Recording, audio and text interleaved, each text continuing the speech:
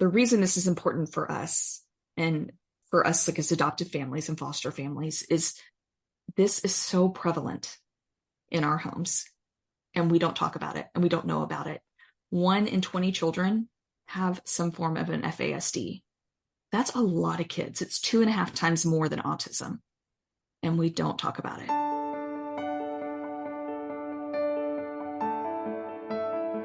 Did you finally realize your dream of having a family only to have your happily ever after turn into a nightmare? Do you find yourself up late at night wondering why nothing you try as a parent is working? Are you searching for adoption resources and a support team but can't find any? Hi neighbor, welcome to Anchors of Encouragement. I'm Tim Maudlin, husband, adoptive parent, Bible class teacher, and ambassador of encouragement. I too felt the joy of having a family of my own. I wish we could be like other adoptive families. I knew we were doing our best, but nothing seemed to work. I kept asking myself, why is this happening to us? Life can be tough. Storms in life are inevitable. In Anchors of Encouragement, my mission is to throw adoptive parents a lifeline and be your anchor, to offer biblical mindset support and provide stability when life gets unstable. If you're ready for real and raw talk that leads to peace beyond comprehension, so you not only survive but thrive in life's storms, this podcast is for you. Hope and healing are on the way. Hi neighbor, joining me today is my neighbor from Dallas, Texas, Laura Hernandez. Laura is a wife and mama to 10 amazing people. She is the founder of Mama Systems, a coaching business that helps mamas bring peace to their homes through systems so they can be intentional with their people and show up as the best mama possible. Laura is going to talk to us today about a topic she knows and lives every day, FASD, Fetal Alcohol Spectrum Disorders. Now notice I said plural. She's going to explain more about that in a little bit. Laura, thank you for joining us today. I'm really looking forward to this conversation. I am too. Thank you so much for having me.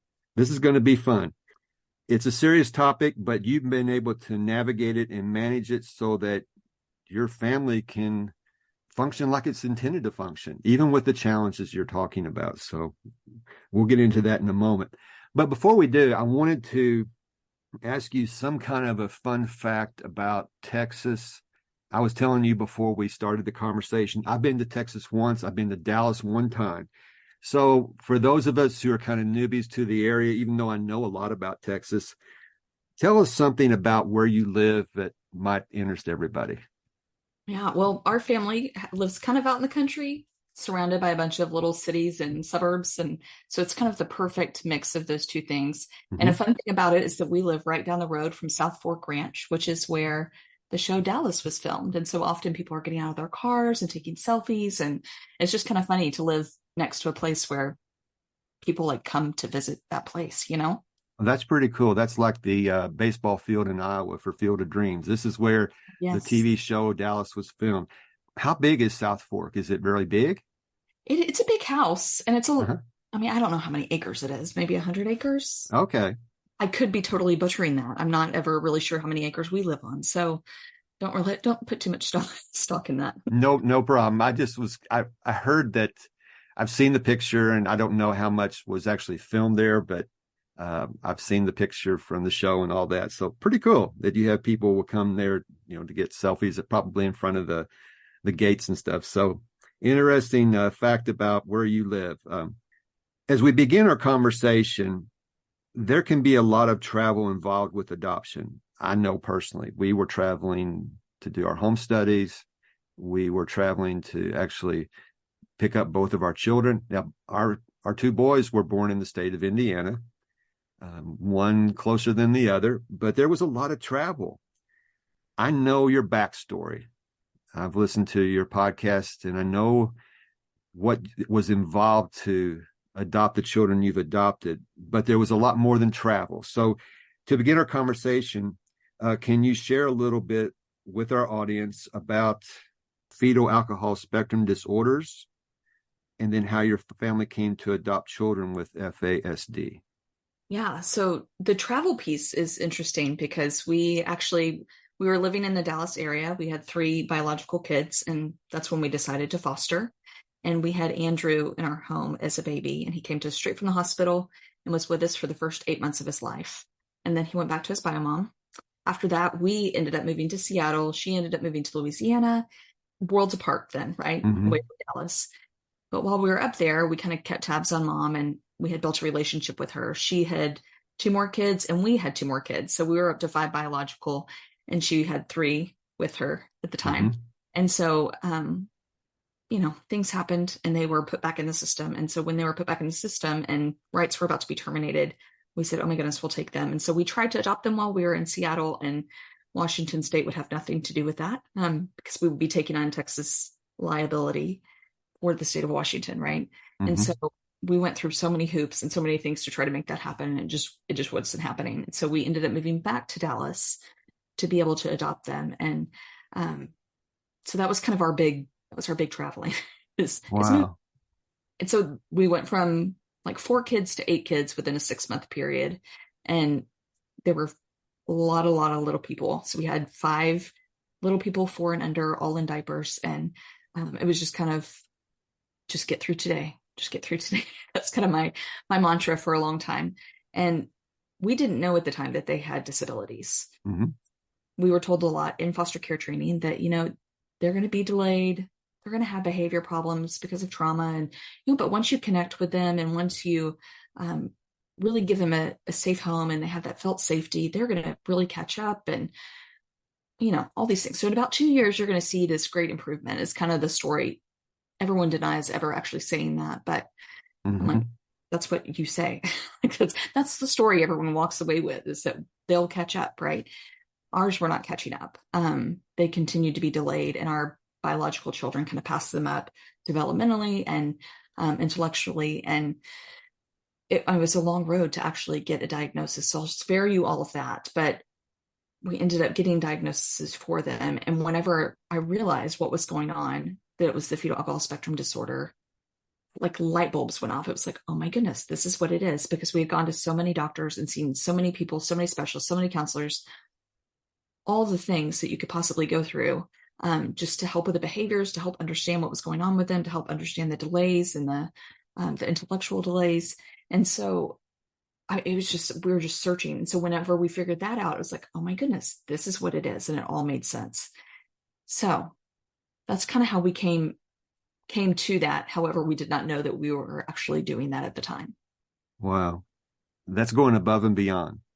I applaud you for wanting to bring Andrew back. And then now that he has siblings, you wanted to keep that unit together and bring them into your unit and blend this into your family.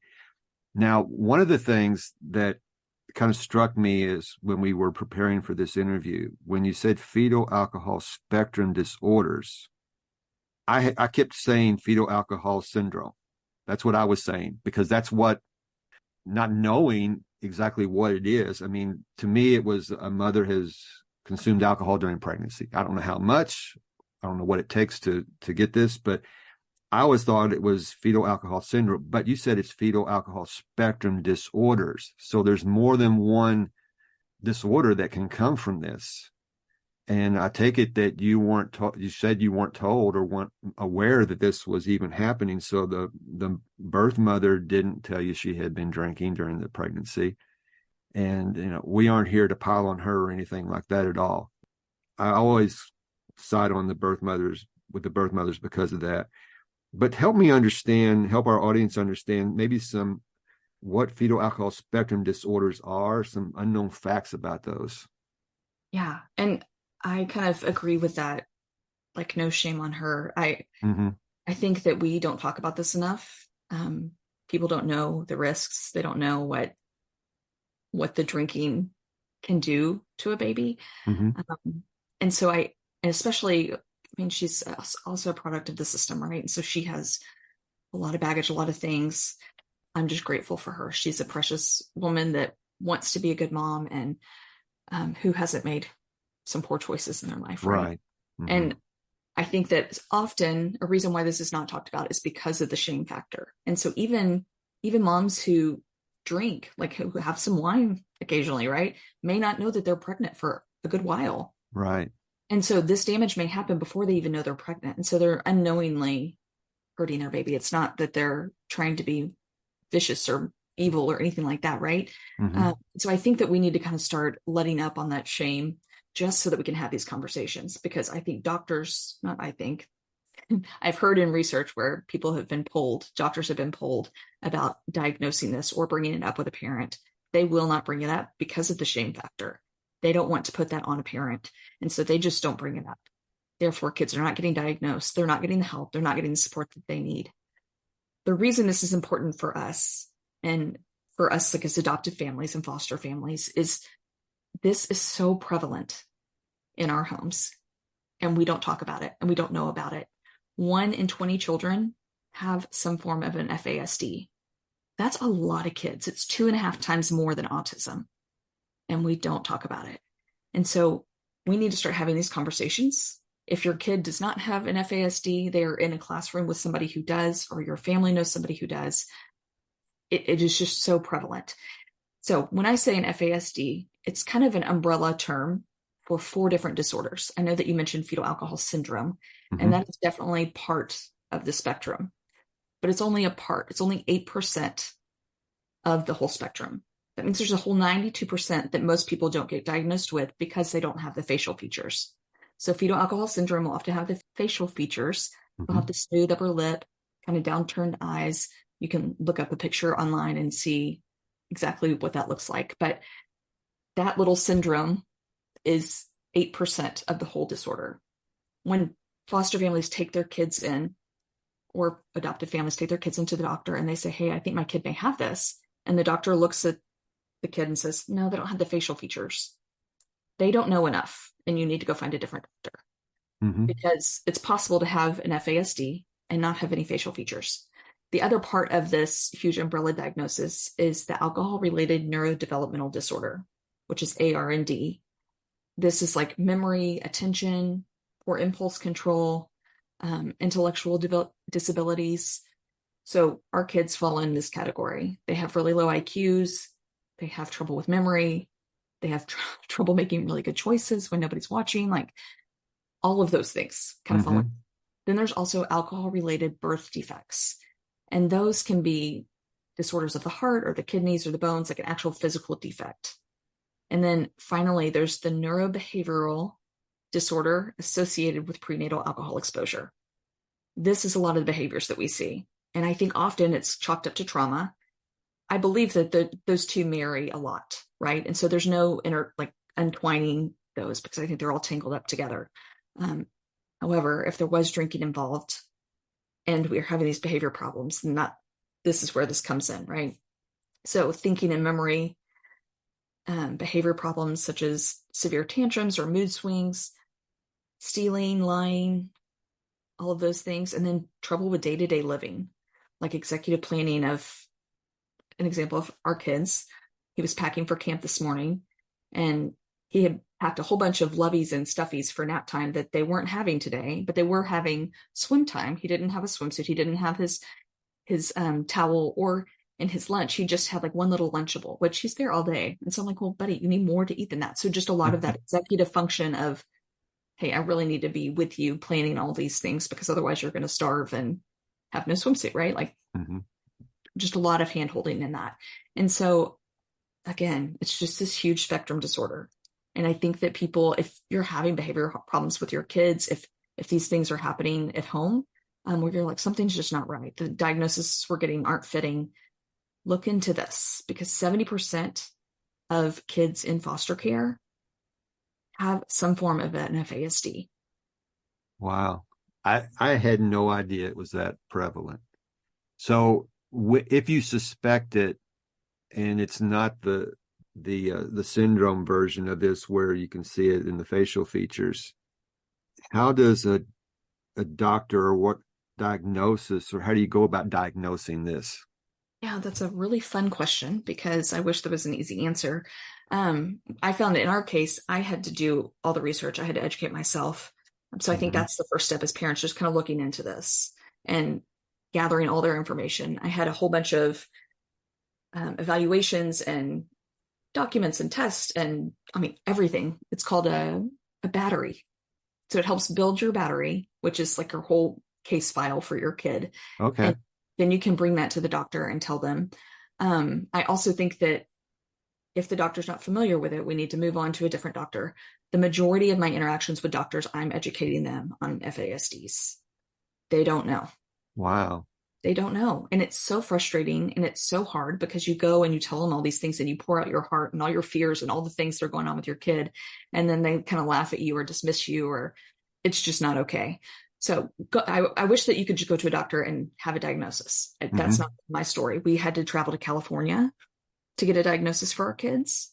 There's a few clinics out there. There are no clinics in Texas. We're working to change that right now, which I'm hopeful that soon we'll have one, but we don't have one yet. So there's a spattering of clinics around the states, but not that many.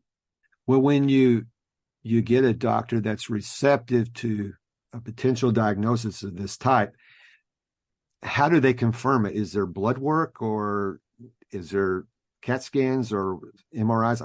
How do they do it? Yeah, so if you don't have proof of the mother drinking, then there's no diagnosis. Okay. The facial features will get you that diagnosis, but then you need some sort of evidence, or evidence. It doesn't have to be like a blood sample from the mother, but right. You need some sort of proof that mom was drinking during that time. So asking relatives, asking just people. I ended up looking through our, the huge stack you get of documents from CPS. I was looking through there and some of the case reports I saw. I was like, okay, yeah, this lines up. So it was a lot of investigation work on that end just to get that piece of it. But the reason I feel so strongly about people getting diagnoses is there's so many things, but one is the education for yourself. It's allowed me to have compassion for my kids that I'm not able to muster up on my own. But having that piece and understanding what's really going on with them and understanding what's going on with their brain allows me to have some of that compassion. An example of this would be, it's often called like Swiss cheese brain. Like think of all the little holes in their in a Swiss cheese, right? Okay. So it's kind of like their brains. And so there may be one day that he knows the answer to something, and I'll ask him and he'll tell me the right answer right away. And then the next day he's like, I don't know. And you're just like, wait, we talked about this yesterday. Like you knew the answer. What? And then the following day he like knows it again, right? It's just very like hit and miss kind of information. And then from that, we often build those stories together. So he may have a dream or something, and then all of a sudden that kind of becomes reality. So he's talking about it like it happened yesterday. And you're like, no, that was a dream you had. That didn't happen. My daughter Hannah came home. It was telling us about how she saw rattlesnakes at camp, and they went to the desert and saw rattlesnakes. And she's dead serious. Like she'll sell people on these ideas where parents are coming up and like, did this really happen? I'm like, no, it did not happen. We did not do that. And that's called confabulation. And that can be really confusing and frustrating for parents. But once I have that piece of information and I'm educated on that, I can approach that completely different. Right. Right. Well, we didn't have to navigate those kind of challenges with the alcohol, but we had to navigate adoption challenges where there was trauma within the womb, just chemical imbalance from a complicated pregnancy. I'll just put it that way. That's how I'll say it. But when we came to understand it, then you do get more compassion for the child because you go, oh, you didn't start with a blank slate. Yeah. That was a misnomer that we had, misconception we had. I know that I've had to tell people to, back off my kids because there are things they're going through that other kids don't have to go through. And I appreciate what you're saying because we've gone down that road too. And it does help you to be more patient with them and show more compassion when you have knowledge. And so I agree. It's something I fully understand. And it's just, you deal with it with the FASD. So as we pivot a little bit here, you had, how many was it in diapers at the same time? That just blows my mind. We had 5 in diapers. Okay. And you didn't know exactly at the time what you were dealing with. How have you been able to navigate the challenges? I know you've become educated, but you're still raising 10 children. 10 children's a challenge in and of itself, but especially children that have AFSD. How have you been able to navigate these challenges? What have you put in place in your family? Yeah, a lot of systems. This is Okay. kind of where my business comes in. It was during those first few years that it was like, oh my goodness, what have we done? I don't think I Mm-hmm. was actually thinking those things, but I look back and I'm thinking that now, like, well, like, what was wrong with us? Like everybody thought we were crazy. Maybe we actually were. We didn't know it. Just living in that survival mode was very much like we need something in place. And I would look around for things to fit our family and nothing fit our family. Like I would look at large family things and I'm like, well, that doesn't really qualify for us because we don't have people who can do chores and things. Like we have all these little people and Mm-hmm. nothing came into account for like caseworkers being in and out of our home or therapists in and out of our home or some of our kids going to public school, some going to homeschool. So all of that being said, I felt like we were just super unique, which a little secret that every family is super unique. That's Mm-hmm. what I've learned along the way. So no system will actually fit two families the same, right? So I had to just start and slowly build systems in our home. And that process that I walked through is then kind of what I created my business out of is I'm going to get to know you as a family and we're going to figure out what works for you guys. And we're going to figure out what drains you, what gives you life. Let's get rid of the things that drain you. Let's prioritize the things that give you life and really build a life that parents can feel like they're being intentional with their people. I Mm-hmm. know that often as mamas, we live such reactionary lives that we don't show up in the ways that we would like to show up with our kids, right? Like I have Mm-hmm. grandiose dreams of like sitting down and reading all day with my children. And then it's like 5 years later, I'm like, I haven't read a book to them in years. Like what happened? Right. So Right. it just goes by so quickly. And so I think that intention, putting that intention in our homes is so important. So now I get to help other moms kind of do that too. One of the things that I think social media has done a disservice to our society is to put out this false facade that there are perfect families. As we looked out and we were seeing all these families that, kids were all well behaved, didn't have a problem at all. I don't think that's necessarily the case. And with our family, especially with the oldest, and he's given me permission to talk about this, it was evident something was going on. And we had to figure out how to navigate that. So, how would you describe? I've kind of gotten an inkling of that, but how would you describe your state of mind, you and your husband's state of mind as you first started to realize all these challenges? I think just the desire to want what's best for our kids, Mm-hmm. which I think is so basic and so like, of course, everybody wants that, right? But realizing the very much individuality of every single one of them, like no two are the same. Mm-hmm. Um, and so really just having to create that space to figure out what each kiddo needs and when they need it and how we can support them and how we can help them. And I definitely, one of the things I feel very strongly about is not coming across as like we have it all together, because one of the reasons I like talk so strongly about systems and everything is I Mm-hmm. love having those in place because when we have meltdowns, when we have a kid throw a brick through a window, not that that's happened before, but just grabbing that one out of the air. Uh-huh. Um, Things like that happen. I can sit and be with that kid and figure out what's going on. We can clean up the glass. We can talk about those things, right? And I'm not worried about all the laundry and all the cooking and all the things that need to happen around the home because those are all systematized, right? So once we get all of those down, it's easier to be present with our kids. It's easier to be able to sit in the meltdowns.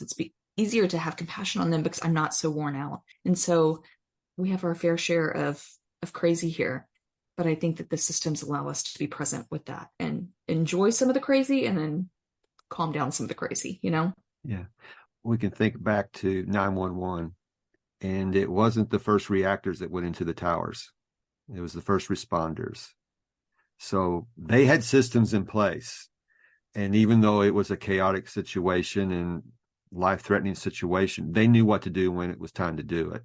And so that's what I'm hearing from you when things get crazy and you need to sit with that child, that other things are going to be fine, but you can prioritize because you have put these in place. So I know you have so many systems that you talk about.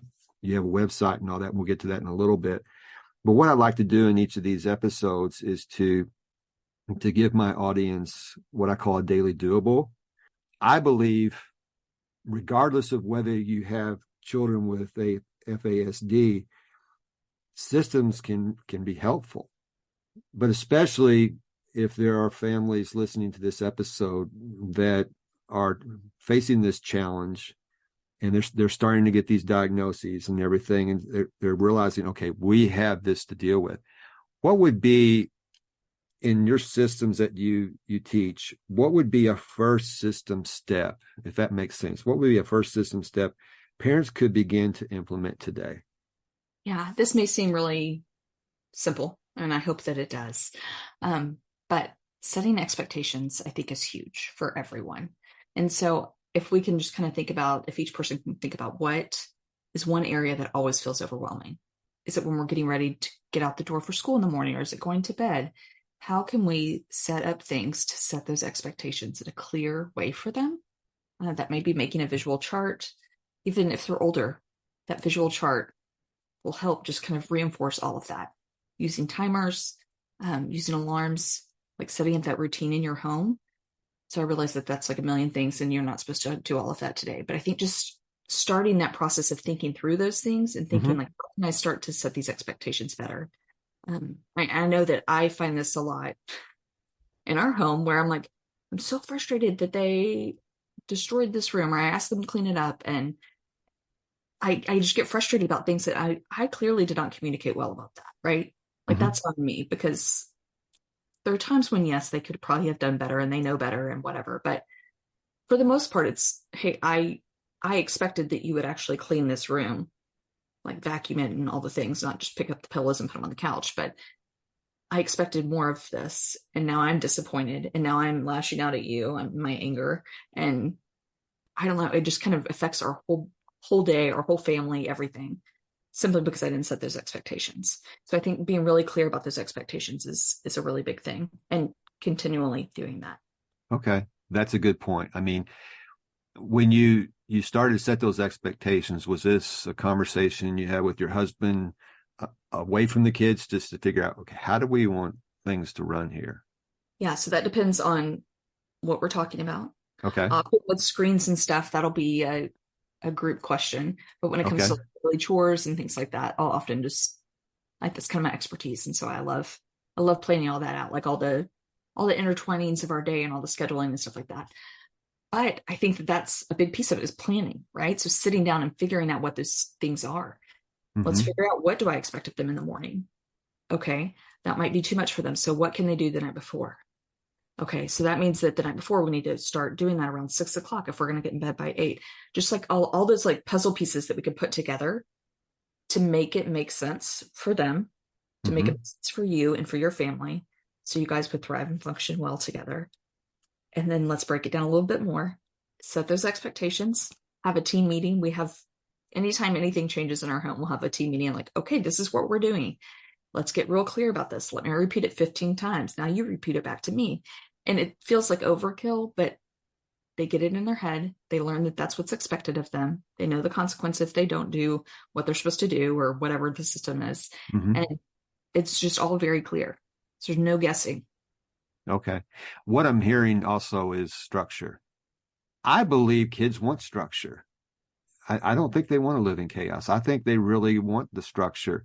And I know it makes a household much more pleasant and calm to live in if there's some structure around it. So these are great tips and great ideas that I believe adoptive and foster parents can begin to implement in their families to help navigate some of these challenges that not only FASD can present, but just other things like adoption trauma that we dealt with. So I want to thank you so much for being on here today. There's so much more we could talk about, and there's so much more people could learn from you. As we wrap up, how can people find you and learn more about you and your systems? Yeah. So I'm at Mama Systems on Instagram. My website is mamasystems.net. I'm also at FASD Mama on Instagram. So find me all those places. And you have a podcast too, right? I do. Yes. Okay. Mama Advocate. Okay. I will have links to all of those ways you can contact and connect with Laura in the show notes. But Laura, thank you so much for joining me and God bless you and your family as you continue to parent these amazing people, as you call them. I believe these children are a blessing from the Lord, and if we can just help them navigate some of the challenges they have and prepare them for adulthood to be amazing adults, that's our goal. So thank you again for joining me. Yeah, thank you, Tim. I want to thank Laura for being so real, raw, and honest with us about her family and FASD. It's a conversation that's really needed today. I want to encourage you to be your child's best advocate. Educate yourself. As is the case with anyone that I bring on the show to talk to you, I encourage you to do your due diligence. Listen to the information. Check out the resources and use what you can in your adoption journey to parent your child the best way you can. Please check the show notes for the ways you can connect with Laura. That's all for this episode. I want to thank you so much for joining me. Until next time, this is Tim encouraging you to do what you can now. If this podcast has given you the courage and confidence to face storms in your life, the number one way you can thank me is to leave a written review on Apple Podcasts. Tell a friend about the show.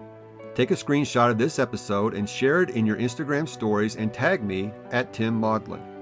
You can also connect with me in my Facebook group, Anchors of Encouragement. So until next time, this is Tim encouraging you to do what you can now.